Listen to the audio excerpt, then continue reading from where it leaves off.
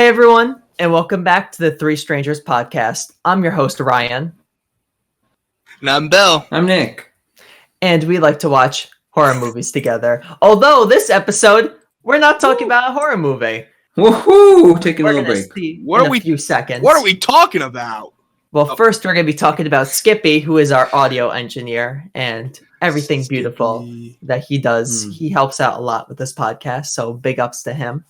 Big ups to Nick, who, as everyone knows, composed our main theme, and big ups to Sam, who love you, Nick. It.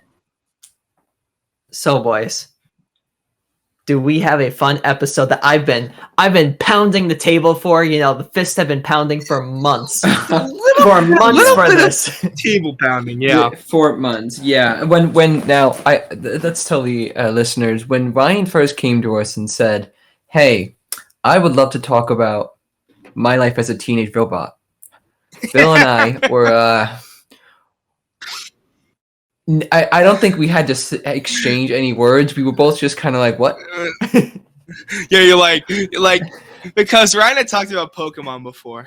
And then, he starts talking about, what's it, M.L.A.A.T.R? M.L.A.A.T.R? My Life as a Teenage Robot? Yeah. I don't know. And I was very skeptical, I will say. I just want to start out. But, Ryan, why? What got you to come back to this show? Yeah. So, you know, as everyone does, you go into your little, YouTube black hole where you're just clicking on videos and stuff like that. Yep. And I ended up listening to some of the older theme songs from cartoons and stuff like that. And one of the suggestions was My Life as a Teenage Robot. And I completely forgot about that show. I was like, oh my God, I used to love this show in middle school. And, I clicked on it. The memories just all came back of me watching it. And I was like, I need to watch this whole series because I never got to do that. So I did. And it was so freaking good. And that's when I started pounding on the table we need to do this. There are so many references to horror in this. There are so many sci-fi references. There is so much to talk about in this series. And I wanted to. When are we going to talk about the Jenny Scream compilations that keep coming up on my YouTube recommended? Because I'm freaking the hell out. That is so weird. I want to know who made that and was like, this is gonna bang, and it did. It kind of did bang.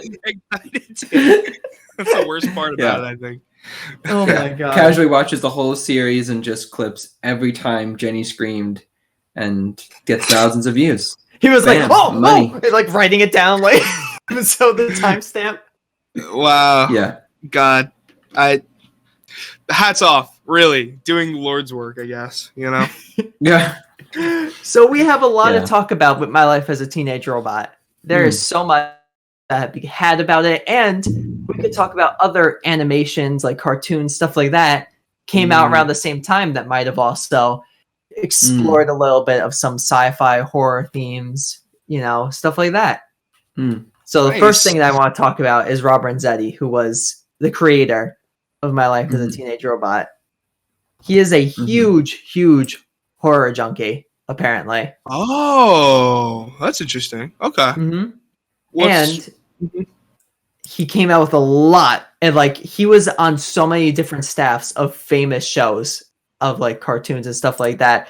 So we're going to play a little bit of a game to start this podcast off. Uh-oh. Oh, we were not prepared for this. Yeah, no. This isn't contractually obliged, Ryan. So the game is called. Wait, Robert and Zeddy did that? I think we were almost playing that a little before, but yeah, let's do it. Yeah. So pencil. Oh. Nick, you can run and get a paper pencil. I will run and get paper. So as Nick Nick! And get some paper. All right, Bill, Nick's off the comms. I gotta ask you. Yeah. What do you think about Nick? No, I'm kidding. Yeah, I was just about to say, this is our perfect time to badmouth Nick. All right, when he comes back, we got to make sure, we're, kind of badmouthing him. Okay? Yeah, right, okay. Yeah. Sounds good. Fun badmouthing. Yeah, fun badmouthing. Yeah, he definitely stinks a little bit. I can Nick smell it from here. Nick is so useless, bro. Oh. Hey, buddy. Welcome back. I hope you guys weren't talking about me too much for everyone to hear in the podcasting universe of Nothing is funnier than talking bad about people when you know they're about to hear. I love that. It's so funny. It's so funny. Yeah. The psychological implications of that, Nick. I need that. All right. All right. So, boys, here's how the game's gonna work. I'm gonna name to you a show or a movie, a cartoon, something like that, and you're gonna say yes or no that he was in some way involved with that production. So that can include voice acting, directing it, story writing, being a producer, stuff like that. Oh, goodness. Oh, jeez. Okay. All right. Wikipedia page pulled up. No, I'm just kidding. Imagine. No, I'm no cheater. I'm going to try, though. I'm going to try my best, though. All right, boys. Are you ready for your first show? Sure. The first show that we are going to go with is, was Rob Renzetti involved with Invader Zim? I love Invader Zim, but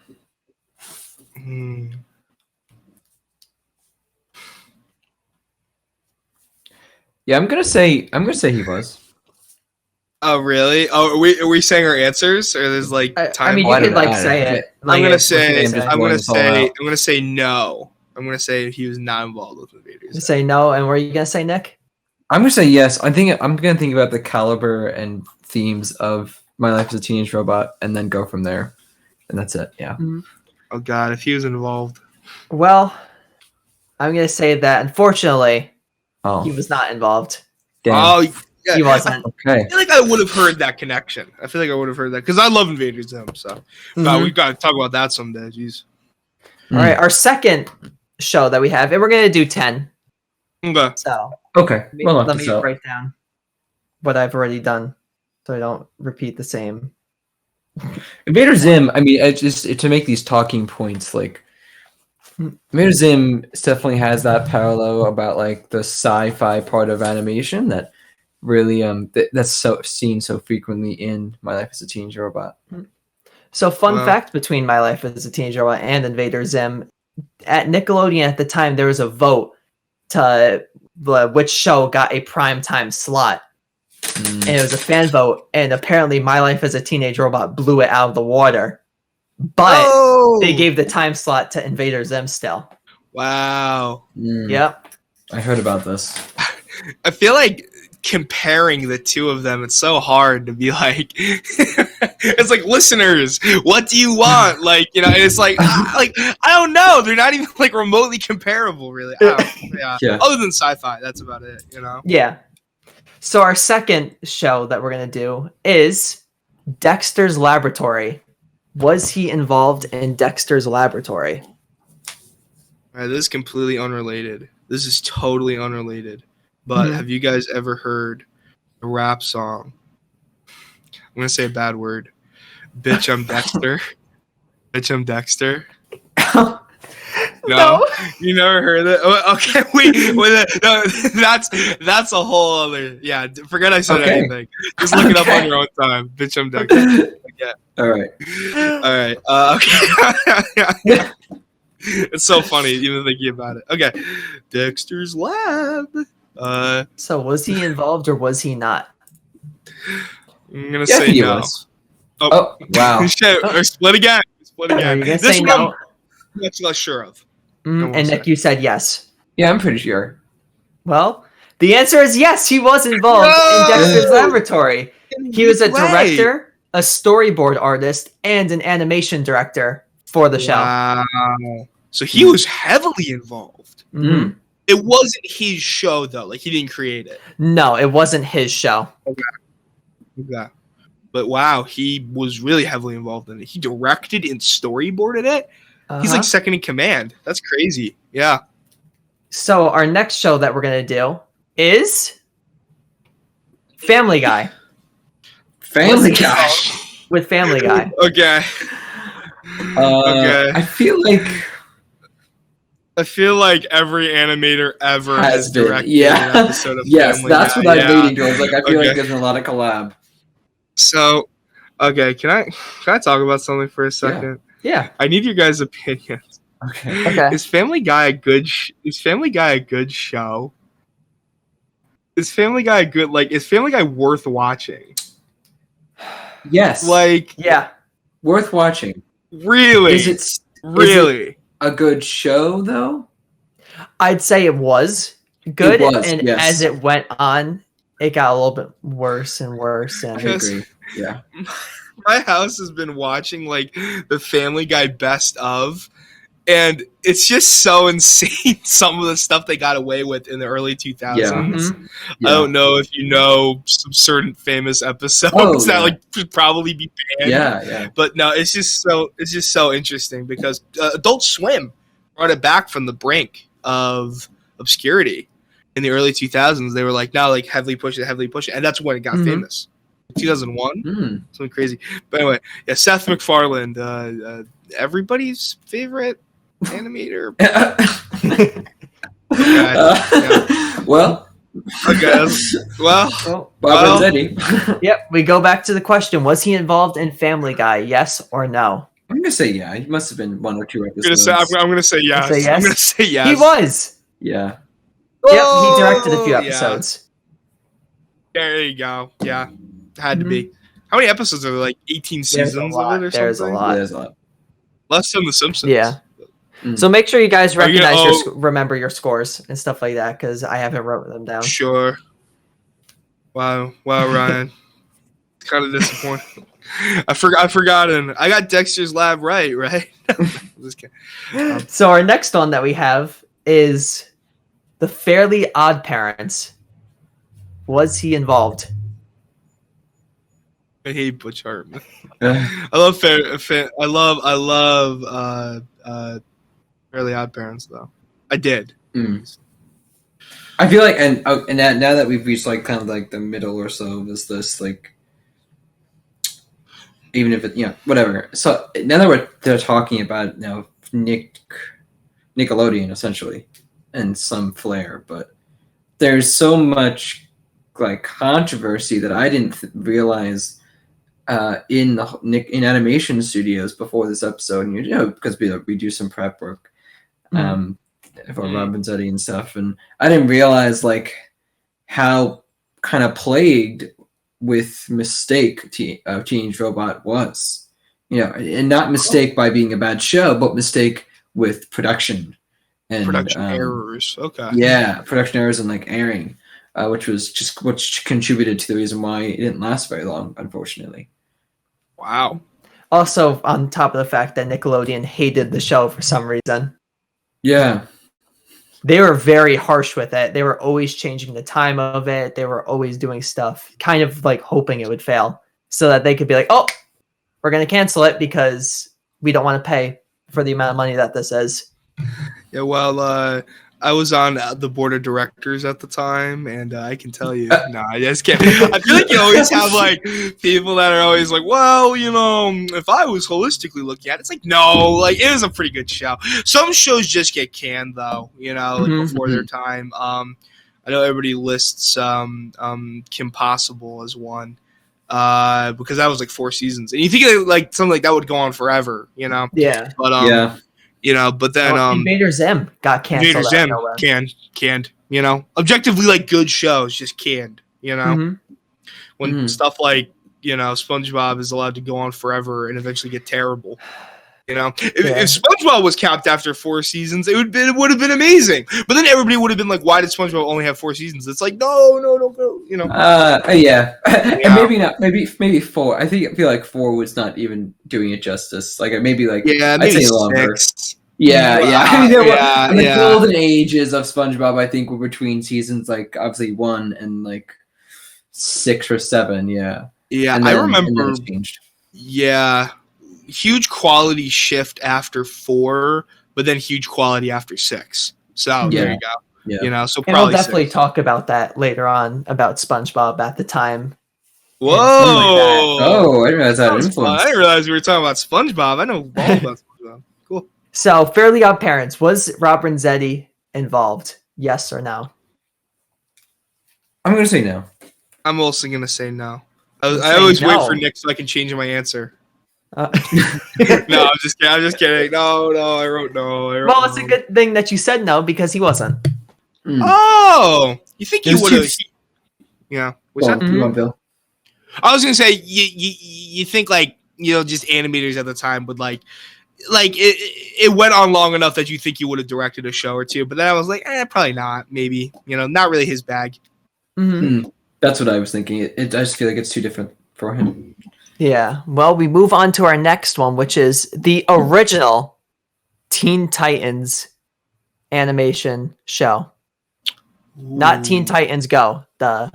Yeah, The the original, the one that Yes. the ones that we grew up with. exactly. I just want to make that clear. The dark and broody Teen Titans. Remember? And it's funny that everybody was like, Teen Titans Go is the bad Teen Titans, and now people like have like come to like it. Now it's like, oh, it's just the other Teen Titans. It's kind of funny. It's kind of funny. Yeah, yeah, it is kind of funny because Yeah. the original, it's so dark. The original, and like I think that's what made it serious. And similar to My Life as a Teenage Robot, there when TV shows could bring some notes of darkness to it, to like for those parents that sat in the room, or their older siblings that sat in the room with people who watched it. And I feel like it's important to have a little bit of that maturity in there, so everyone gets entrenched, and then it boosts ratings.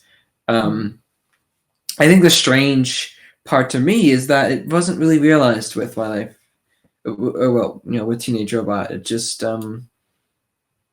it didn't seem like those dark notes did anything towards the ratings. Yeah.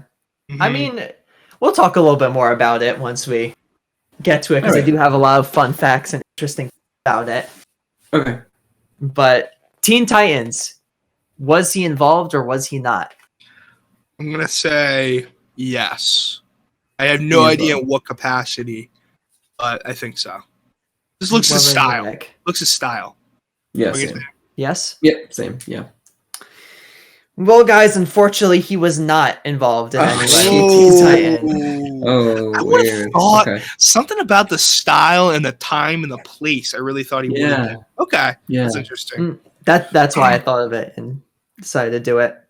So, all right, our next one that we have. Oh, so you're messing No. with us, are you? I'm All messing a all little I'm bit. so angry. Okay. No. All right, the next one that we have is My Little Pony. All I right. want to Was say he no involved? so badly. I want Was to say he no, Not. but I think. he Oh, probably- I should give you a specific one, but I'm Is it not. Friendship is magic. It is Friendship is Magic. Listen, Was I he just want to involved say or was I don't he even not? know what you guys are talking about, so I'm already concerned. Listen, bro, we all went through a Brody phase, right, guys? Right, guys? Where? I have the Wikipedia in front of me. That's how I. I have Wikipedia I'm a of famous friend. animation shows. Try to- I had a friend whose little brother had a My Little Pony poster in his room, and I was like, I'm like, what's going on So there, you buddy? drew a huge dick on the You- My Little Pony.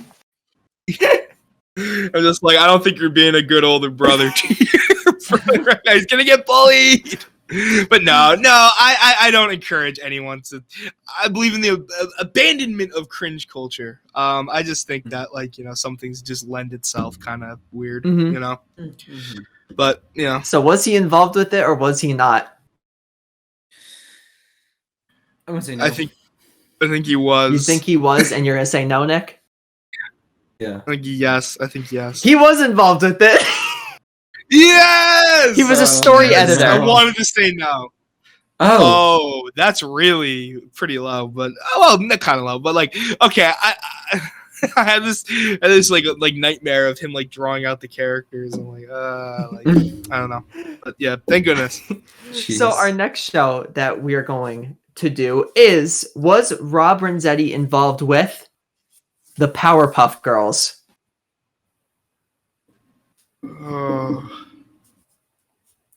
Yeah. I think so. He was in that superhero theme quite often. I think, if I remember correctly. Oh gosh, Powerpuff Girls. What's the name of the professor? Professor Utonium. That's such a cool name. It's a very cool name. I'm just trying. I'm trying to like think. I try to ground myself Sugar. in like Spice. This is kind of meta, but I think Ryan is trying to trick us into saying yes, and for that reason, I will be saying no. It's like, if for that reason, I will be saying for that no. reason, I'm out Because I think we're supposed to believe that he absolutely was, and I think no. Okay. All right. Well, good thing that I mega brained it because he was involved with it. No. Double reverse psychology. Yeah. Wow. That was Mega brain. I knew setting up the Teen Titans one was gonna trick the Powerpuff Girls one. That is so. What was he? What was he? He was a storyboard writer and an artist director. Storyboard writer and artist director. Wow. Mm-hmm. More you know. Right. Yeah. Isn't that cool? That's funny. Yeah. All right. So we move on to our last three that we have, and we're gonna speed it up a little bit so we can get to talking with the show itself, Okay, and not just Yeah. Robert and Zeddy. But our next show that we're going to do is: was he involved with Ned's Declassified School Survival Guide? I love Ned's Declassified. We should have a whole other episode on this show. The horrific elements of the most horrific elements is that Ned's actor, whose name escapes me now, is a lunatic. If you've ever seen him on Twitter, he is crazy. Yeah. He's crazy. Ned. I forget his name, but he never really worked a whole lot. Not to like crap on him too much, but yeah, he's just crazy takes on Twitter. But yeah, it's because he follows the survival guide. Yeah, still making it. Survival guide became his life. What's it? Ned's Big B. Was he involved or was he not? I don't know. I'm gonna say I really want him to be involved, so I'll say yes. I'm gonna will it into existence. Yeah, I'm gonna say no. Say no. Shit. Yeah, sorry, he wasn't. Oh. Shit. I think Nick and I are now neck and neck, or maybe Nick pulled ahead. How many do you have? 5. Nick? I also have 5. Oh, wow. So I think we're neck and neck now. Wow. Yeah. All right. So we're going to move on to our next one, which is Samurai Jack. Has to be. Oh. Yeah. Was he? No, I agree. I absolutely agree. Yeah. Has to be. It's such a similar animation style. Yeah. You know? Yeah. Yeah, he was. Yeah. Okay. Yep. Okay. Cool. Yeah. All right. So we need our last one. I love Samurai Jack. Holy crap! I can talk about that in a whole other thing. I'd watch that like right now. I like Samurai Jack games.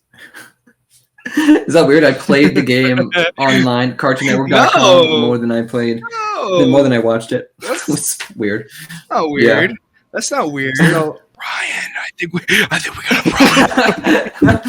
problem. So our last show, was he involved with Adventure Time? Oh shit! This is like decision point. This is the.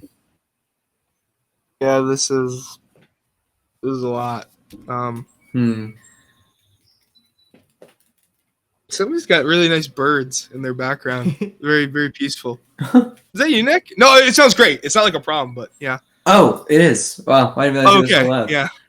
No, it's so nice. I love bird songs. So it's very soothing. Good touch, I guess. God. It was a good one, right? Why did I think that Ned's Declassified School Survival Guide? It's like barely animation. That's like that's not. It has like some. It has like. I just really wanted it to be true. I knew like something so like out there that you could be like, oh, that he could have been involved with that. Yeah, maybe. Yeah, I mean, definitely good. Like right time and right place. I'm ready to answer that. So Adventure Time. Was he or was he not? Yeah, I'm gonna say no. I'm also going to say no. I think that there was like this board of people that I don't think he was involved. I think Adventure Time was a very controlled show by like a few people. Yeah. So I guess we're going into overtime because he was in fact with Adventure Time. Wait, what? What? He was not. Oh, he was involved. Sorry, he was. He was a sheet timer. He was a what? A sheet timer. I have no idea what that is. I have no idea either. No. But he was. Somebody let us know. Yeah. In the comments, please tell us what a sheet timer is. I'm sure it's something very important. Probably like syncing up of animation. That's what I was right? thinking. That's Yeah. yeah. It's really embarrassing. I've never heard of that job. I've heard of like so many things, but not that. Wow. Okay. So, I guess we have to have our little overtime one because we can with you guys being in a tie. Hell no. Oh wait! We can Wow. No, I guess we We can't. need a little bit of Come on. animosity towards each other. All right, Nick. If we keep voting yes on everything, we will prolong this indefinitely. And Ryan will never get his conclusion. Oh my god. So our next one is: was Robert and Zeddy involved with Two Stupid Dogs? Oh god, that show. I mean, I think we've all been involved with Two Stupid Dogs in our life. Am I right? Yeah. Woo! Heyo. Yeah. Heyo. I can barely remember that show. It's like I like the precipice of my memory. It's like Dog with a Blog. Remember that show that everybody loves so You know much? what's really funny? Before I said Invader Zim, I was gonna say, was he involved with Dog with a Blog? But I was like, nah, and I forgot about it. I really, God, it's hard to even remember this show. So, was he involved or was he not? That show is from like the mid 90s, right? It's from 93 to 95. Well, he goes back to. Yeah. I'm gonna say yes. It's probably like the first thing he ever did in like the industry. Dude, so you're saying no, Nick? I'm going to disagree. Sure. Yeah. So this is decision point. Oh Yeah, shit! Decision Give it to time. me, Ryan. Give it to me, Ryan. Give it to me. Bill, Yes. you are correct. That was his first show. Yes! Yes! Whoa! Crazy! All right. This is where I get slimed. Right? Right. This is where the now you're going into the slime zone.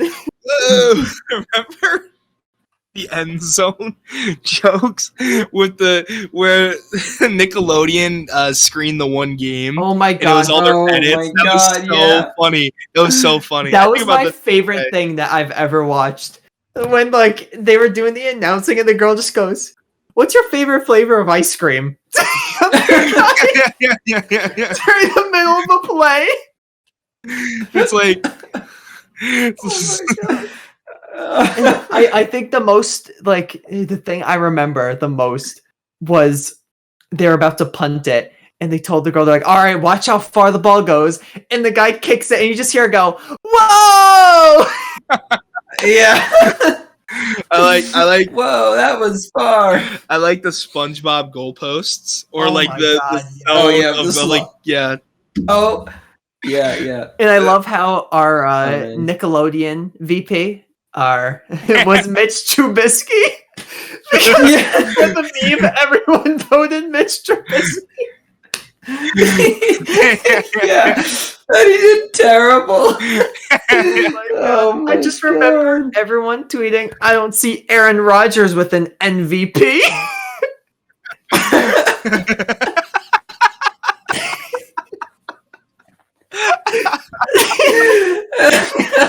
I wish every game of football was like that. That format. Oh my god, they go into the slime zone. That is so funny to me. That's so entertaining. Oh my god. Oh my god, it was so funny to watch. I had so much fun watching the game. And then just hearing, what's your favorite flavor of ice cream? I like the young Sheldon explaining all the football, all the football penalties. It's like, yeah, oh man. explaining the line of scrimmage. Oh gosh, that was so god, he's like, oh, Damn, I should have for one of the shows said young Sheldon. absolutely not. No, cursed. Curse show. But yeah. But, all right, so we're going to take a quick break right now, and then when we get back, we're going to talk about My Life as a Teenage Robot, and not just All Robert right. and Zeddy. Sounds good. And we are back. Hello.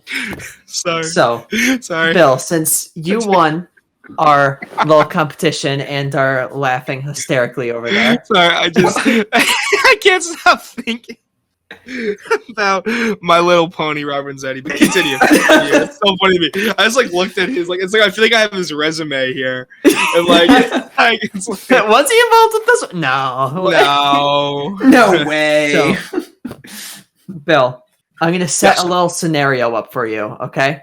Never put me in a situation, Ryan. You are in a sci-fi class, and your professor has you watch an episode of My Life as a Teenage Robot. Sure. So, after watching that, he asked you, what was sci-fi about it? What was sci-fi about it? Well, What will your answer be? my answer would be I'm trying to think. All right, classroom discussion, mind, brain, out. Professor, I think it was obviously the fact that there are robots and they're living in some sort of techno future, but it's informed by the past. It's almost like retro future. That's very sci-fi classic, future according to when it was made, or from the thing. There's destruction of things on a there's really otherworldly invaders and destruction on a huge scale.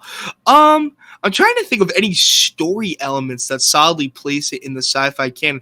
I guess Jenny has a lot of instances where she questions her own creation and what she is meant to do, and how does she live a normal life despite being a robot that never truly aged or ages at all. Well, but she kind of ages, very strangely. Mm-hmm. Okay, that was good. That was a good answer. Yeah. I agree. Thank you. That you're saying, Nick. Yeah. I now pose to you the same question. Oh. I don't know if I can put it as artistically as Bill can. I know it's up his alley. I know not Bill, many. you Yeah, love your sci-fi movies. Not many can, buddy. Not many can. Okay, so let's go leave it at that. All right. Yes, I'm totally. Go. Oh, I You'll see. do fine. You'll be fine. I think. Yeah, I think it's such a. I think it's a clash of sci-fi and realism. It brings together, robots, the epitome of sci-fi, at least at the dawning of the 2000s, and the realism of being in a high school and just kind of clashing the two norms of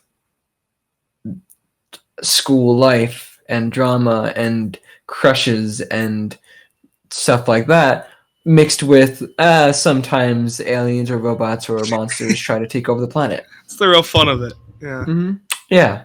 And how those two different things just blend together at some points. How the villain could be a mean schoolgirl, but also could be an alien from Cluster Prime. No, that's a good answer too. There's so many. You guys get now a little gold star. Yeah, I was gonna say, do we get our full participation points for today's class? You do. All right, cool. Thanks. I'll see you guys later. Oh yeah. Okay. Well, I almost left the podcast. Okay. That was kind of weird. I was like autopilot. Oh man. Right. Sorry, what were you saying, Ryan? So let's talk about a little bit more detail into My Life as a Teenage Robot. So sci-fi elements, we know the style of it, the art style itself just looks so sci-fi. Mm-hmm. I mean, I need to think. Is it the? I think it's Art Deco. What it's called? It's pretty Art Deco. I think it's the Art Deco look of the show that you could say kind of has that sci-fi inspiration. Well, not while also not having a lot of like bright colors. I want to talk about that at some point. Maybe when you're done, Ryan. I want to talk Yeah. about that. It kind of has a little bit of a metallic sort of look to life. And you could see it with the way that the buildings are created and stuff like that. It just, everything looks like very metallic, very futuristic, but everything is a little bit grimier in a way. So like you were saying, it's kind of like that, past futuristic kind of look to it. Well, my thing with you guys, it doesn't look like a very good future, does it? Like, it doesn't look like the greatest, like it's something's grimy about it. Like you said, Ryan, like something like, it's kind of like, this is not like an idealized Earth. Mm-hmm. It's real, but interesting. It's just a very interesting thing because I feel like even if you watch Powerpuff Girls, everything's clean and bright, even though it's obviously in the future. Jetsons, clean and bright, even though it's obviously in the future. Even though they live above the toxic waste of Earth, I'm pretty sure. whatever. But so I thought that was an interesting thing that I wanted to bring up. It doesn't look like the greatest future. Yeah, and I would say our brightest looking thing in the show is Jenny. Yeah, as that light kind of that blue color. I mean, we could see it with my little pin that I have, that color that she has. Wow, that's your pin? Oh, that's I awesome. do. Tina got it for me, and I have two more. So cool. Did you get your two other ones? This one. Wow, are those giveaways? Oh, are those giveaways? Or are you keeping those all? I'm keeping them. Wow, that's awesome. Yeah, that's pretty This cool. one I'll just like wear around sometimes, so that's why it's out. But the other ones I'm trying to keep pristine. Did you get bullied at school? I was just a little bit. You see, us M.L.A.A.T.R fans are under real real oppression these days. It's funny because it feels like it's gotten a bit of a boost recently, and that's it's funny how YouTube worked like that, where I saw it and ended up watching it, while also other people, I started hearing more about it when I started watching it, and it wasn't like I was going out of my way to find out more about it, you know? Did it have an anniversary of some type recently, like first airing or first ending? When did it? What's its dates? So the first ever episode aired in 1999, and that was when it was called "My Neighbor Was a Teenage Robot" or "Is a Teenage Robot." Yeah, and then it went under production for 3 or 4 more years before it became the "My Life as a Teenage Robot." Because I was gonna say I do not remember. 99. You know. Yeah. Early, that was when the pilot episode first came out, and it had a very Astro Boy look to it. Okay. And that's when the style kind of changed a little bit. Because if you look at like pictures of the old one, it looks not very good, but a lot dirtier than what we end up getting too. I'm looking it up right now. Yeah, it doesn't look as clean either. Yeah, imagine watching that. Okay. The thing I love, I just want to say I love pilots. I love pilot episodes because everybody looks almost how they're supposed to look. Like, I might send. You've never seen it before, right, Nick? I'm just gonna send. This is for Skippy too. I'll send a thing to the chat. But okay. But yeah, continue, Ryan. Sorry. Okay. So after that, it took a few years of production, stuff like that, until it came out as My Life as a Teenage Robot, and Jenny became the Jenny that we know and love today. Right. Yeah. So it's kind of interesting how different the art style was for this pilot to where it became now, and I kind of want to talk about what do you think changed. You know, what do you think they wanted to make it look a little bit more modernized, or you know, I think it has a lot to do with, and I think this animation in general. I think we've seen this in horror movies as well,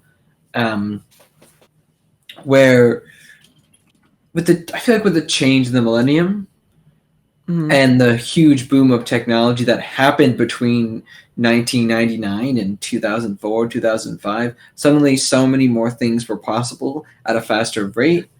I think I was able just to look cleaner. Yeah, my thing, looking at these 90s stills, it looks like so much of it looks like so 90s. I don't know what it is about it. And then the actual show looks so early 2000s. I don't know why. Maybe it's just a difference in the animation style, but it really does look like a 10-year difference in like animation style. Yeah, even though I think that was only like 3 or 4 years. Yeah. Well, I do want to talk about Jenny now as our protagonist, our main character. Yes. So the first thing I want to talk about is sci-fi. She follows she was based on Isaac Asimov's Robot Laws. Classic. And Robert Zeddy confirmed it, that she's based off of those 3 laws. And now, Bill, I know you're a big sci-fi person, so would you like to say what those 3 laws are? Oh man, I can. Oh geez, I don't want to get the wording wrong. I know the first one is robots. Is it? Did you have them up to correct me if I'm wrong? I think it's up now. I think first one is robots can never harm humans. I think the second one is robots can never disobey a direct order from humans unless it violates the first one.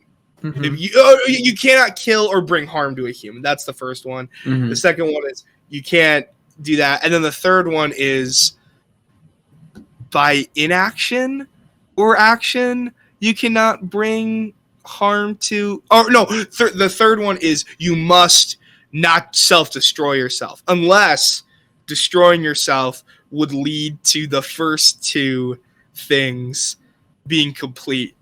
I just gave a really shitty... That was a really shitty recitation of... Please, Ryan, take it away. So to put it into the wording that Isaac Asimov had it's the first law: a robot may not injure a human being or through inaction allow a human being to come to harm. Right. Okay. The second law is a robot must obey the orders given it by human beings, except where such orders would conflict with the first law. Okay. Almost and the third law is a robot must protect its own existence as long as such protection does not conflict with the first or second law. Oh, I did pretty good. Yeah, I did pretty good. Okay, thank you. Good. And there's one more law. It's called the Zeroth law. The Zeroth? Yeah, the Zeroth law, which is a robot may not harm humanity or by inaction allow humanity to come to harm. What's the thing of RoboCop, the Prime Directive, or the Secret Directive? Like you must not harm like your creators, like special interests or some. No, I just always love the secret directives like that. That's interesting. That is Zeroth. I've never heard that before. And I feel it sounds like with that Zeroth, it sounds like that's where you get like the robot superhero, which the teenage robot came to be. Yeah. Which Jenny came to be. So let's talk about Jenny as our protagonist in terms of her character and not just in terms of sci-fi. Right. Nick, I'm going to let you go. Talk about her character. So it's funny. I think the compilation of Jenny screaming over and over again throughout the entire series, as ridiculous as that as a video that is, I think what it shows is, Jenny is a robot with all these superpowers that she can save the day, but she is also a nagging teenager living with her mom who's fed up with rules and getting grounded and boys and cliques within school. I think I think the most interesting part of the show for me, I guess in retrospect, is that clash of culture that has to go on while still, in a way, making Jenny as human as possible.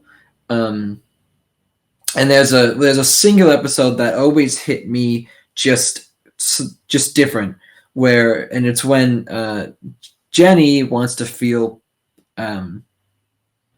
pain. Yes. Whoa. And there's this, for as a review, like she goes to, I think it's her mom, right? And she says, I want you to essentially give me nerves that I can feel both pain and like good pain, as in like tickling, like things that make me laugh physically, physical sensation. And she turns out to have like a knob on her back somewhere. I think it's on her neck. And then, because it's a sci-fi show, I forget what enemy, but an enemy comes along and suddenly her knob gets switched to pain all the way, and and it gets stuck there, and everything hurts her more. And to me, it was always kind of haunting, because here's something that doesn't feel pain suddenly feeling pain for the first time, and it's everywhere.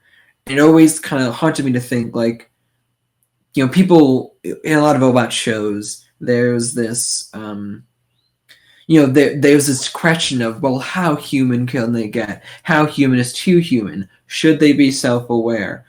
Movies like iRobot or like video games like Detroit Become Human that just center around this fear of robots becoming self-aware about all those things, of pain and stuff. To me, I guess it scarred me a little bit to see Jenny, who used to be invincible, go through the pain of a human being. Yeah. It's very interesting, because I think it's a large question. Why this is my thing. I think one of the most interesting characters in the show is Jenny's mom / creator. Nora. I don't quite get, and maybe there's episodes that explain their relationship a bit more.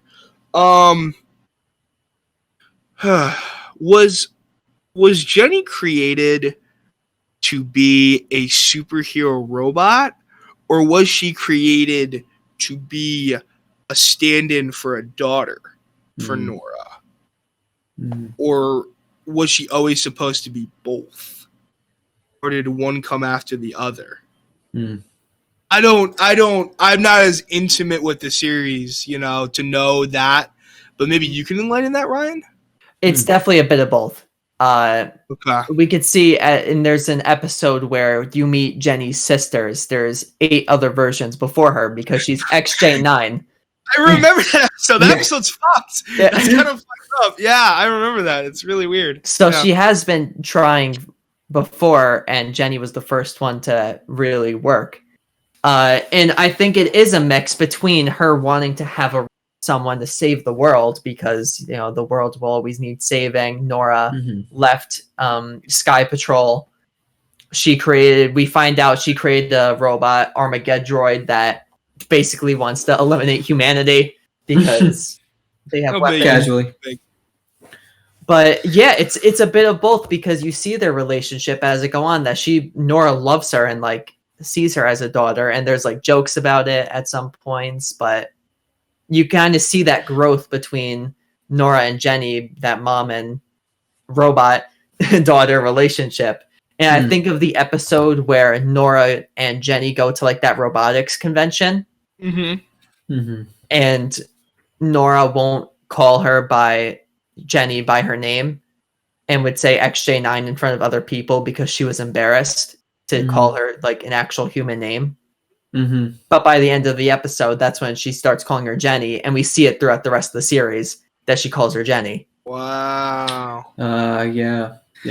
It's kind of like everybody calls me Bill, but I know when my mom's mad at me, she calls me William, and I'm like, oh shit.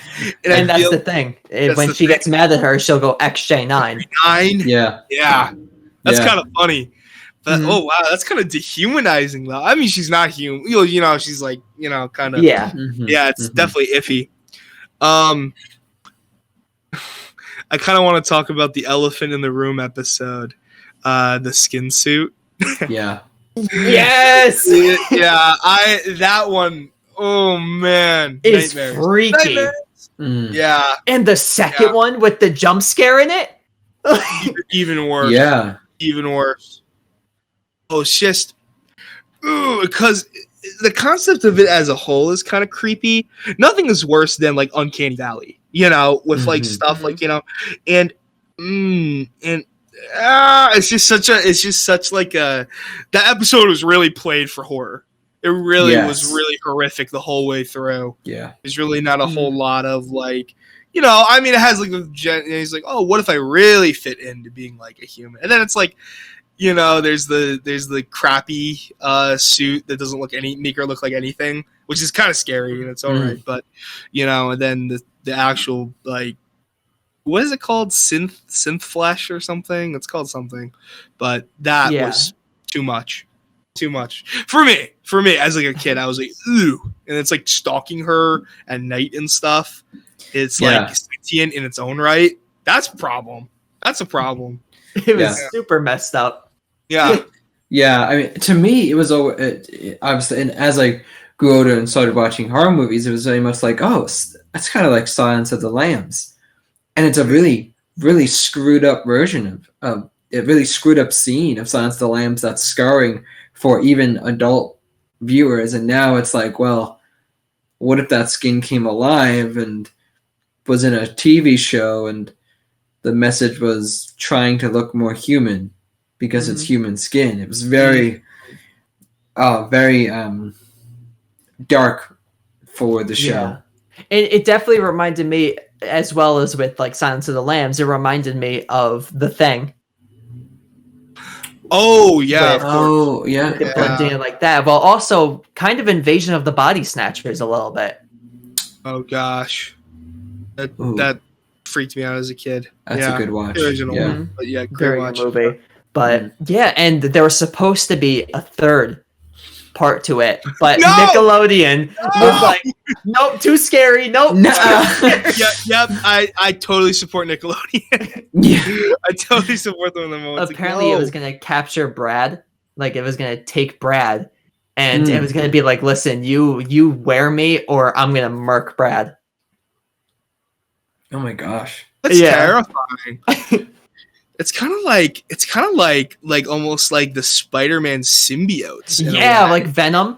Venom. And that's where he got inspiration from. Like, that's kind of like the confirmed inspiration. Oh, okay. Of it. It's so cool. Right? Because they need them, Do you think it ever got any more, like, do you think it ever got scarier than that?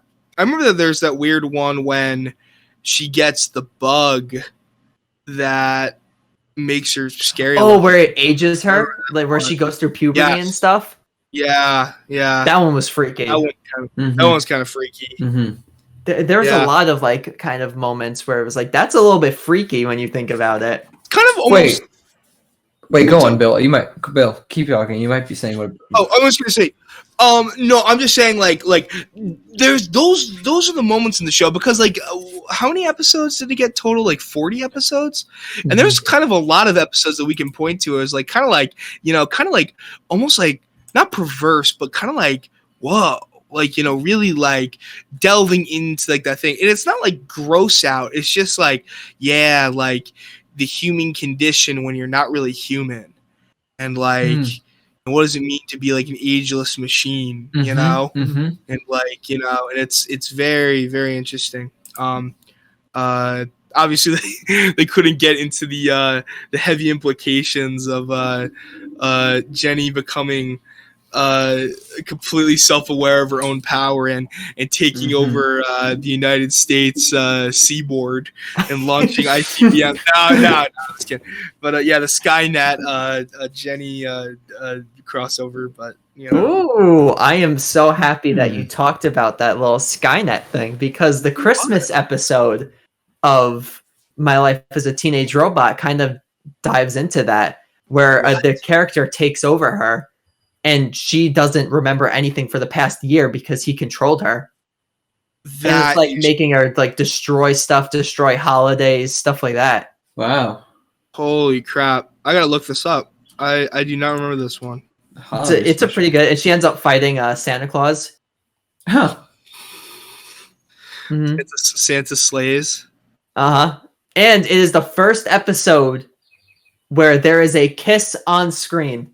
Wow. Oh. Jenny kisses Sheldon.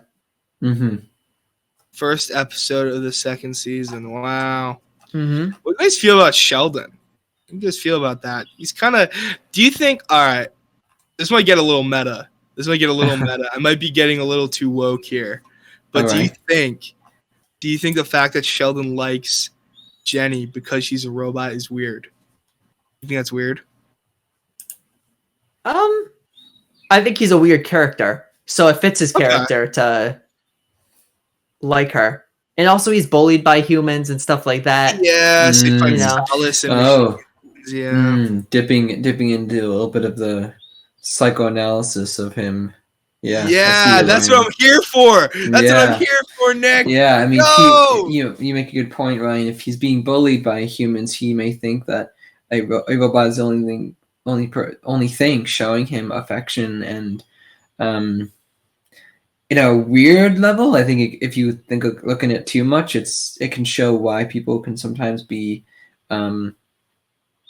well, actually, I'd say it's a weird aspect to address that concept. But the movie Her, someone who falls in love with a robot, an AI who is fully aware of him and treats him well as he's secluded from others, it explored that topic and does phenomenally. So I feel like, I don't know, it's a bit normalized in the show, and I think maybe in reality it can be pretty weird, but it works. It works with the show because of how humanizing Jenny is. Mm-hmm. Definitely, and I think if she wasn't humanized enough, then it would be a little bit too weird. It would have. Yeah. I mean, basically, would have hurt the whole show. I mean, the whole point of the show is, kind of realizing her own humanity in a way, while also still trying to protect the world. Finding that balance between the two. Yeah, I agree. I've got a question for you guys.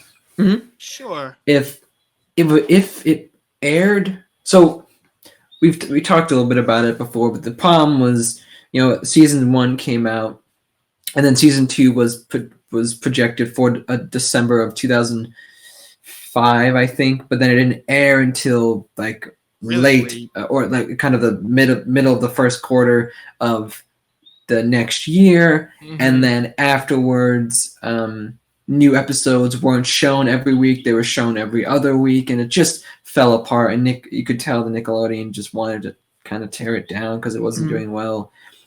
But my question to you guys is, if it aired and piloted today, originally new, it hadn't happened before, but it happened today, do you think it would be as effective or more popular or less? I think it'd be way more popular.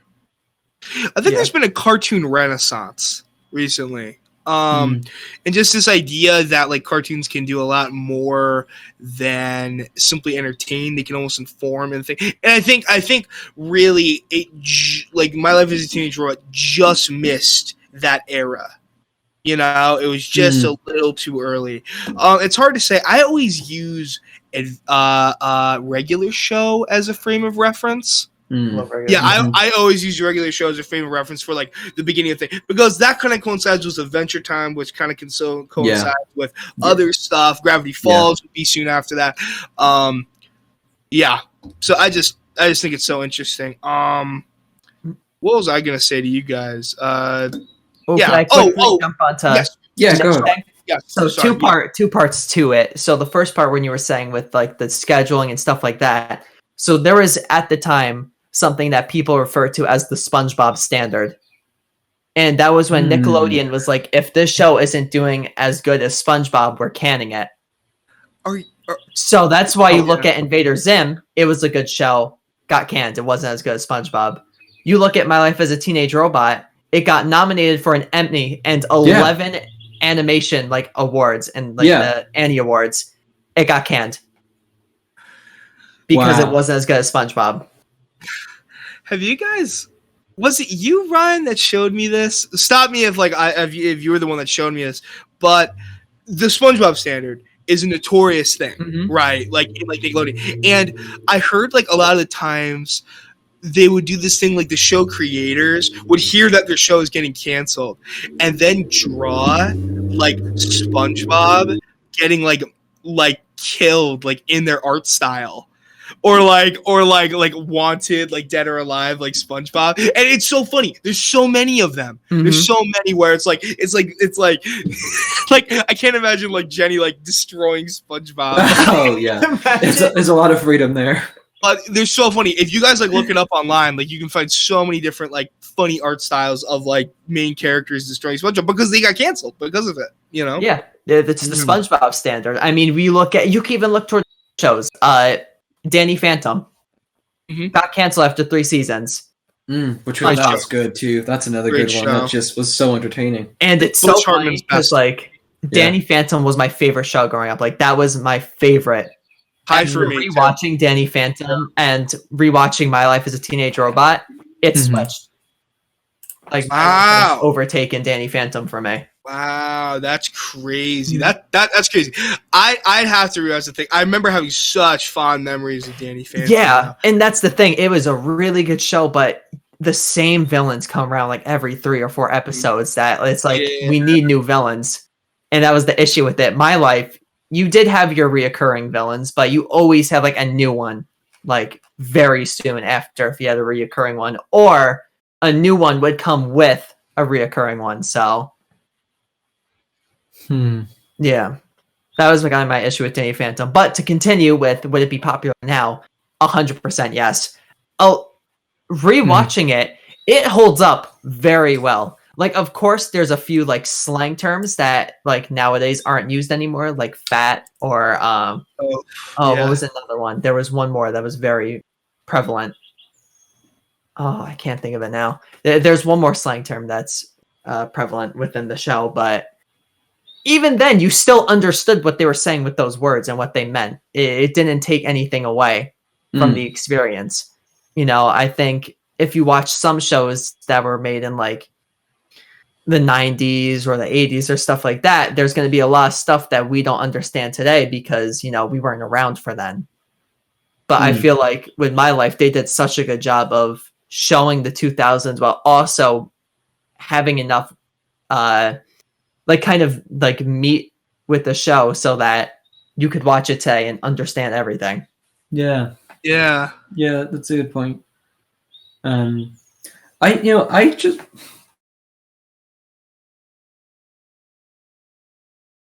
seen any discussion about this as far as like Nickelodeon and other shows, and we're talking about the SpongeBob standard of shows. But we're talking about, you know, what SpongeBob didn't have that Teenage Robot had was action. And then I'm thinking about like, okay, what are those shows in Nickelodeon that did well, that did have action? And my favorite series growing up, maybe you guys know where this is going, was Avatar. Yeah. Which I was curious. I wonder when Avatar first was released. Well, I could tell you that. I could tell you too. It was 2005. Okay. Which is right. It started right in the middle of My Life as a Teenage Robot. Makes you wonder.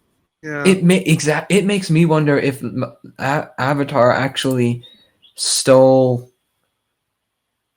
the appeal to action and animation style. And not to discredit Teenage Robot at all, but I wonder if there was a shift there.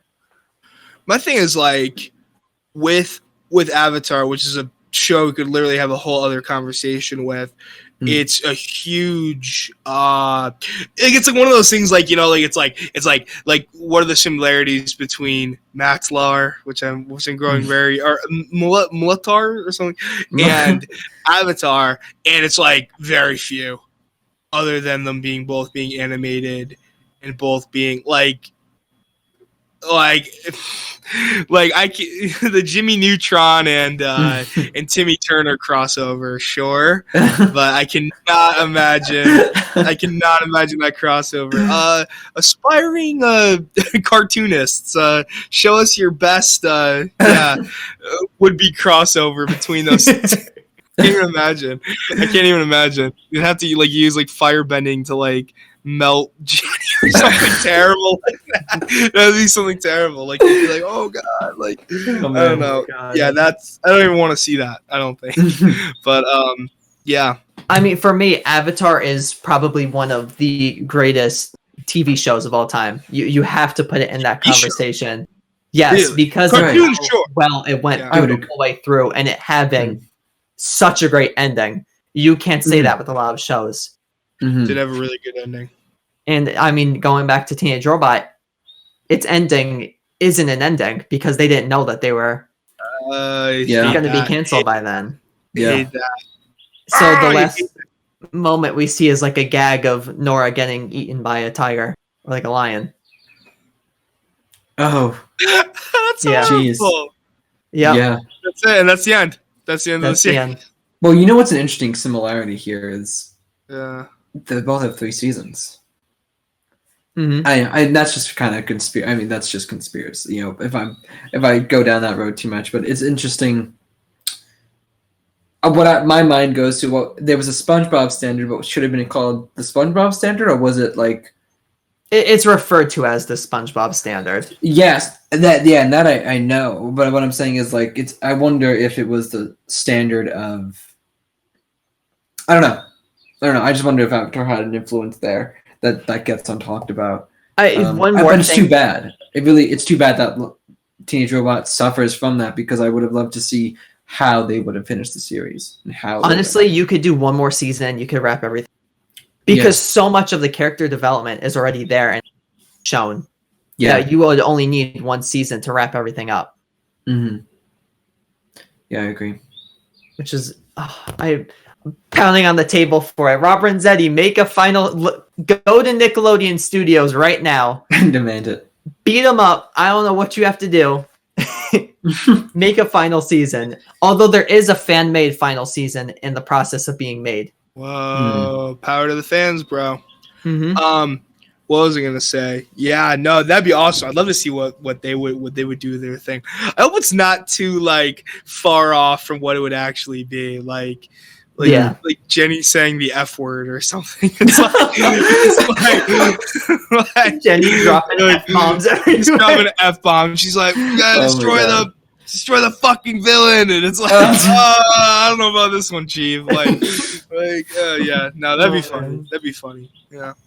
So there's so much more to talk about with My Life as a Teenage Robot, but I think we'll end it kind of right here at a good point where people can watch it. And I'll just kind of say a few more things to get you more interested if it didn't convince you. There's a style, a Dr. Seuss style episode. Wow. It's called it's a daydreaming one. I could tell you the styles that it copies because I wrote it down. It's cool. Yeah. It follows follows Greco-Roman style, 1920 style, and a Dr. Seuss style. It follows Greco-Roman cartoon style. Wow. Yeah. Crazy. I definitely can't wait to see this. In terms of other things that could possibly interest you, the kind of movie episode Escape from Cluster Prime was the one that was nominated for an Emmy Award for Best Animation. Other kind of things that are fun. There's an alien reference in My Life as a Teenage Robot where a character just breaks into a building in kind of like a suit and says, "Get away from her, you fish." Yeah. Because the character they're fighting love it. Kind of looks like a fish. And there are so many obvious Buffy the Vampire Slayer comparisons to this show. Yeah, which is such a curveball of a reference. Yeah, why? There's a lot. I think the one thing I look at is there's such sharp scripting between both shows. Oh, sure. And I think that's the biggest comparison, but also Brad can be compared to the main boy character, I think it is, and Buffy the Vampire Slayer. Oh. Wow. Not one of the main ones. He's the Yeah. I don't know Chandler? his name. No, it's not Chandler. Oh. Hold on. Yeah, you can look it Look up. Well, also, the one Ear No Evil is a direct comparison to Dumbo. Ear No Evil. Oh, right, yeah. So there's a bunch of different things, and then looking at horror, there's a villain that looks like the Invisible Man. There's a Frankenstein kind of reference one with a puppet. There are so many different horror to sci-fi references. I mean, is it Attack of the 50? The name of it? The sci-fi. Mhm. There's direct comparisons to that. There's so many different things that this show has that you could find. I mean, inspiring in a way, but also that you could find interesting, that you'd want to watch it. I mean, I recommend this show to so many people because there's so much to love about it. You have such a caring protagonist that grows as the series progresses. That's so relatable. You have her two friends, Brad and Tuck. You can compare yourself to them. I mean, Brad tries to act like a ladies' man, but no one, he never gets any ladies. He does get Melody. Xander, by the way, is that character from Buffy the Vampire Slayer. Yep, Xander. Because I haven't it's watched very Buffy similar in so character long. arc. I haven't watched it in so long. But yeah, Brad with Melody, which also my favorite episode of My Life as a Teenage Robot is the episode where Brad and Melody are hanging out and Jenny gets really jealous by it. Damn. Such a funny episode. But yeah, there's so much to love. I mean, you guys, you can do your final thoughts on the series as My Life as a Teenage Robot. And yeah, we'll start with you, Nick, and I'd give it a 9 out of 10. Whoa. It's, my rating wouldn't be as high, but it's because it suffered.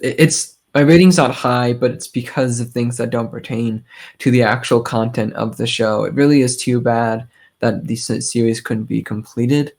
I have so much appreciation for all the references that it was making. I think it also, that also ties into the appealing to older audiences that are in the room, because they'd be like, they'd find references funny.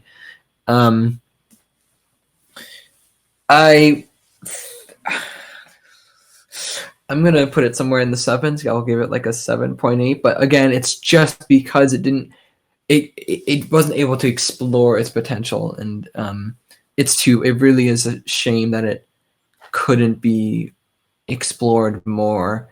I agree with what we were saying before. I think we're just a few years too early. Back in the time when the people wanted to really dive deep into the robot space, but they didn't want to see in a teenage light. They wanted to see in a more societal light. And I feel like now it would be more, because that marketing concept is flooded now, I think would be a more interesting concept today. Wow. It's very interesting. Yeah, it's very interesting. I think my big thing is that I think a lot of cartoons suffered from back then was this idea of no overarching narrative, where you'd have like one show go to another. And the thing is that there definitely is a little bit of narrative coherency in My Life as a Teenage Robot, M.L.A.A.T.R. And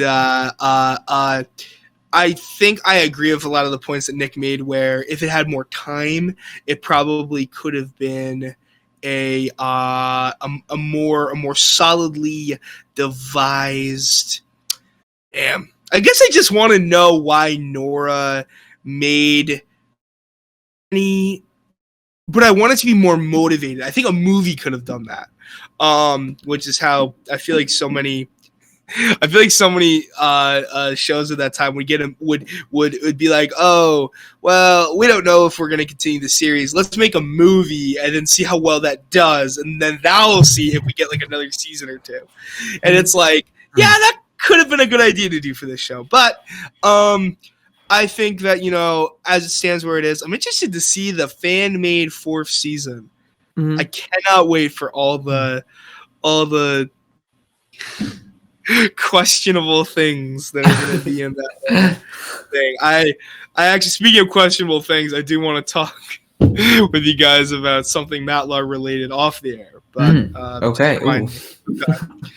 I think I know what you're going to say. I think you know what I'm gonna say too. I think you know what I'm gonna say too, which is specifically why we cannot talk about it. And so many people in comment sections of My Life as a Teenage Robot reference it, and I'm like, oh no. Maybe I don't know. We can't. You're running the running the God, gears. we can't. Yeah, We 100% it's can't. whatever you want, Ryan. We can't. Okay. We can't. You could, do Cool. your own research. Yeah, you'll find it.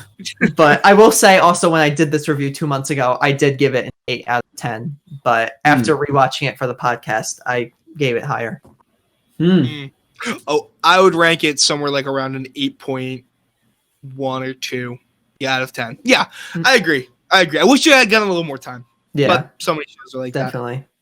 Yeah. Well, I think we all recommend this series for you to watch it. It's on Amazon for a premium subscription. But you could do a 7-day free trial, and you could watch most of the episodes because it's a very short series. So, there's not too much watching that would need to be done.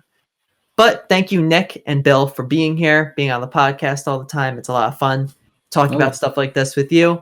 Love it. Be on the lookout, everyone, for the next podcast that will be coming up very soon. We haven't decided a topic for it, but it'll be something fun. It'll be something that you guys will want to listen to. Yeah. Anything you guys would like to add?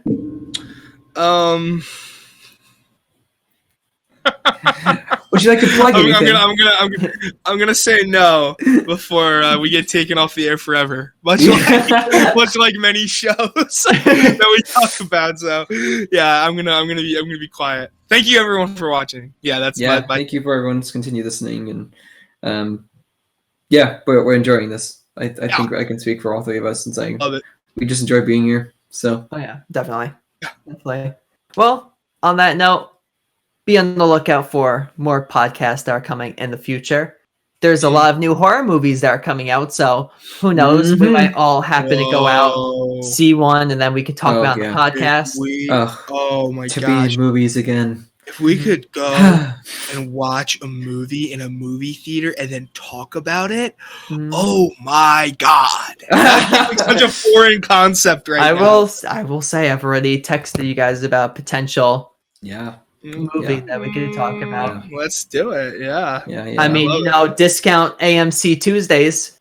Them solid $6 movies. AMC Stubs Premier member. I was just about to say my Stubs card. I don't have it, but just edit it in, Skippy. Okay. There it is. All right, yeah. All right, Skippy, for the last thing to edit, edit Jenny just absolutely murking SpongeBob.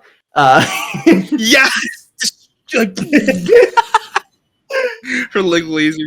Yeah, that'd be awesome. But on that note, remember, don't talk to strangers. Bye, everyone. See you guys.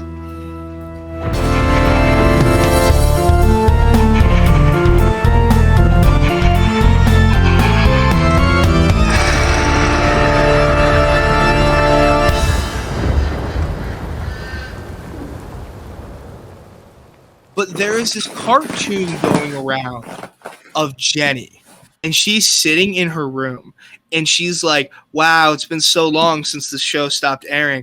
I bet nobody even remembers My Life as a Teenage Robot anymore. And then she goes like on her computer, and she's like, whoa, people still care. And then the first thing is like My Life as a Teenage Robot, and it's like My Life as a Teenage Robot coming back. It's like web searches, But then the third thing is the name of a very notorious hentai video.